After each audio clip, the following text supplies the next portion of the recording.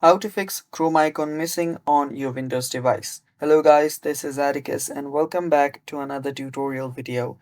In today's video, I'll teach you guys how you can fix your Chrome icon missing on your Windows device. So without any further ado, let's dive right into it. So the first step is you will need to head over to your Google Chrome's file location. To do that, simply search for Google in your search bar and you'll see Google Chrome pop up. Right click on it and here open up its file location.